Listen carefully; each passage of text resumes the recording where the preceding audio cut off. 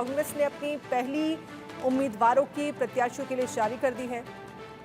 इससे पहले बीजेपी अपनी एक लिस्ट जारी कर चुकी है जिसमें लगभग 67 नामों का ऐलान किया गया था, 67 प्रत्याशियों का ऐलान किया गया था। और अब जो है वो कांग्रेस की भी लिस्ट सामने आ गई है। पहली लिस्ट जो है कौन कौन से खास नाम हैं, कौन कौन से कैंडिडेट्स हैं, उनको लेकर जरा हम बात कर लेते हैं। देखिए, कालका से प्रदीप चौधरी को टिकट दिया गया है और साथ ही नारायणगढ़ की अगर बात करें तो शैली चौधरी को टिकट दिया गया है। लाडवा से मेवा सिंह को टिकट दिया गया है। लाडवा जहां पर आपको याद होगा बीजेपी की तरफ से यहां पर सीएम नायब सिंह सैनी को चुनावी मैदान में उतारा गया है। शाहबाज से रामकरण को टिकट दिया गया है और इसके साथ ही नीलखोरी से धर्मपाल गोंदर को टिकट दिया गया है। समलखा से धर्म सिंह चोकर को टिकट दिया गया है। सोनीपत की बात करें तो सुरेंद्र पनवार को टिकट दिया गया है। गोहाना में जगबीर सिंह मलिक को टिकट दिया गया है। बड़ौदा से इंदुराज सिंह नरवाल को टिकट दिया गया है। जौलाना से श्रीमती विनेश फोगाट को टिकट, देखिए विनेश फोगाट को जिनका लगभग टिकट क्लियर माना जा रहा था, तो जुलाना से विनेश फोगाट को टिकट दिया गया है। बड़ौदा से इंदुराज सिंह नरवाल को टिकट दिया गया है। दबावली से अमित सिहाग को टिकट दिया गया है। रोहतक से भरत भूषण बत्रा को टिकट दिया गया है। कलनौर से श्रीमती शकुंतला खटक को टिकट दिया गया है। बदली से कुलदीप वत्स को टिकट दिया गया है। बैरी से डॉक्टर रघुवीर सिंह कादियान को टिकट दिया गया है। नू से आफ्ताब अहमद को टिकट दिया गया है। रेवाड़ी से चिरंजीव राव को टिकट दिया गया है। तो 86 लगभग 31 कैंडिडेट्स हैं जिनके नामों का ऐलान किया गया है कांग्रेस की तरफ से। 31 कैंडिडेट्स की लिस्ट जो है वो सामने आ गई है। फरीदाबाद एनआईटी से नीरज शर्मा को टिकट दिया गया है। होडल से उदय भान को टिकट दिया गया है। पुछाना से मोहम्मद इलियास को टिकट दिया गया है। फिरोजपुर झिरका से मामन खान को टिकट दिया गया है। नू से आफ्ताब अहमद को, रेवाड़ी से चिरंजीव राव को टिकट दिया गया है। महेंद्रगढ़ से राव दान सिंह को टिकट दिया गया है। बैरी से डॉक्टर रघुवीर सिंह कादियान को टिकट दिया गया है। झज्जर की अगर हम बात करें तो श्रीमती गीता बुक्खल को टिकट दिया गया है। बादली से कुलदीप वत्स को टिकट दिया गया है। बहादुरगढ़ से राजेंद्र सिंह जून को टिकट दिया गया है। तो ये वो बड़े नाम हैं। 31 कैंडिडेट्स की लिस्ट जो है वो कांग्रेस की तरफ से सामने आ गई है और ये पहली चुनाव की लिस्ट है कांग्रेस की। और इससे पहले बीजेपी की एक लिस्ट आ चुकी है जिसमें लगभग 67 कैंडिडेट्स के नाम जो हैं वो सामने आए थे।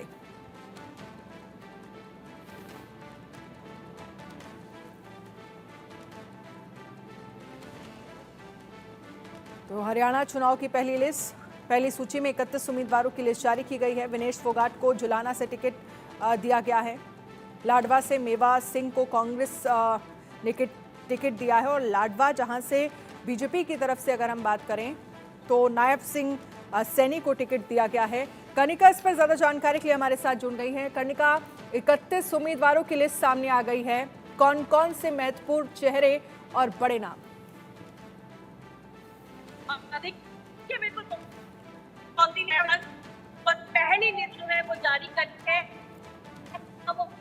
लिस्ट जो है वो कांग्रेस पार्टी की ओर जारी की गई और इससे पहले हमने लगातार बताया था कि विनेश फोगाट चुनाव लड़ेंगी। विनेश फोगाट को लेकर जो है कहीं ना कहीं सस्पेंस जो है वो क्लियर हो गया है। विनेश फोगाट को कांग्रेस पार्टी ने जुलाना से जो है उम्मीदवार बनाया है। इसके अलावा जो कांग्रेस पार्टी के प्रदेश अध्यक्ष हैं उदय भान, उनको होडल से टिकट दिया गया है, उनको उम्मीदवार बनाया गया है। इसके अलावा फरीदाबाद की जो एनआईटी सीट है, नीरज शर्मा जो है उनको टिकट दिया गया है और 31 नामों के बड़े ऐलान जो है वो कांग्रेस पार्टी की ओर से किए गए हैं। हालांकि विनेश फोगाट को लेकर तो सबसे बड़ा नाम है इसमें वो विनेश फोगाट है, नीरज शर्मा है, उसके अलावा नीरज कुमार है, उसके अलावा जो प्रदेश अध्यक्ष है उदय भान, उनको चुनावी मैदान में कांग्रेस पार्टी ने उतारा है। और भी कई बड़े नाम हैं जिनको लेकर कांग्रेस के भीतर जो लगातार जो है बातचीत चल रही थी, उसको लेकर सस्पेंस जो है अब खत्म हो गया है। 31 नामों की पहली सूची जो है कांग्रेस पार्टी ने विधानसभा चुनाव के मद्देनजर जारी कर दी है और लगातार तमाम बैठकें, तमाम चिंतन मनन के बाद जो है कांग्रेस पार्टी की पहली लिस्ट जो है वो जारी हो चुकी है, जिसमें चुनावी मैदान में विनेश फोगाट को, जिन्होंने आज दोपहर को कांग्रेस पार्टी में अपने आप को शामिल किया था, उसके बाद हमने सबसे पहले चलाया था इंडिया न्यूज ने कि किस तरह से विनेश फोगाट का जुलाना से टिकट कंफर्म हो गया है और अब लिस्ट में विनेश फोगाट का नाम क्लियर हो गया है। जुलाना से विनेश फोगाट को कांग्रेस पार्टी ने उम्मीदवार बनाया है। अपने आप में ये बड़ी बात इसलिए है क्योंकि जिस तरह से विनेश फोगाट लंबे समय से जो है बीजेपी के खिलाफ लड़ती आई हैं, चाहे वो ब्रजेश सिंह का मामला हो या ओलंपिक्स का मामला हो, कहीं ना कहीं वो सहानुभूति और जो इम्पैक्ट विनेश फोगाट के लिए है उसको कांग्रेस पार्टी ने ध्यान में रखते हुए विनेश फोगाट को चुनावी मैदान में उतारा है। वहीं फरीदाबाद की एनआईटी सीट की बात करें तो नीरज है उनको टिकट दिया गया है। यूथ कांग्रेस में काम कर चुके हैं, एक कार्यकर्ता के तौर में हमेशा काम किया है, इससे पहले यूथ कांग्रेस के प्रदेश अध्यक्ष भी रह चुके हैं स्टेट के, और उनको कांग्रेस पार्टी ने जो है चुनावी मैदान में उतारा है। इसके अलावा उदय भान जो है उनको होडल से टिकट दिया गया है। मौजूदा वक्त में कांग्रेस पार्टी के प्रदेश अध्यक्ष है, होडल से कांग्रेस पार्टी ने उदय भान को टिकट दिया है। चलिए आप रहिएगा हमारे साथ, कनिका, आगे भी इस पर हम चर्चा करेंगे। आनंद सिंह दिल्ली से हमारे साथ लाइव जुड़ गए हैं। आनंद सिंह, पहले बीजेपी के लिए 67 नामों की लगभग सामने आई थी और अब 31 नाम जो हैं वो कांग्रेस की तरफ से सामने आ गए हों, और इसमें फिलहाल जिन नामों को लेकर सबसे ज़्यादा चर्चा थी विनेश फोगाट को जुलाना से टिकट दे दिया गया है। बजरंग पुनिया भी आज कांग्रेस में शामिल हुए हैं, लेकिन बजरंग पुनिया को लेकर अभी फिलहाल कहाँ से उन्हें टिकट मिलेगा या क्या स्थितियां रहती हैं ये अभी फिलहाल साफ नहीं है, लेकिन विनेश फोगाट को लेकर स्थिति साफ हो गई है। जी, अगर हम बात करें कांग्रेस की पहली लिस्ट की, चूंकि पहली सूची जो आई है कांग्रेस की उसमें 31 नाम है और इसमें जो सबसे बड़ा चेहरा है जिसको कांग्रेस ने फिर से उतारा है वो है पूर्व मुख्यमंत्री भूपेंद्र सिंह हुड्डा का, जिन्हें वापस गढ़वा सीट से ही, उनकी किलोई सीट से उन्हें उतारा गया है। उसके बाद विनेश फोगाट की आती है, क्योंकि विनेश फोगाट आज जिस तरह से उन्होंने कांग्रेस के अध्यक्ष मल्लिकार्जुन खड़गे से उनके आवास पे बजरंग पुनिया के साथ जाके पहले मुलाकात की, उसके बाद पार्टी का उन्होंने यहाँ पर पार्टी के हेडक्वार्टर्स पे ही दामन थामा।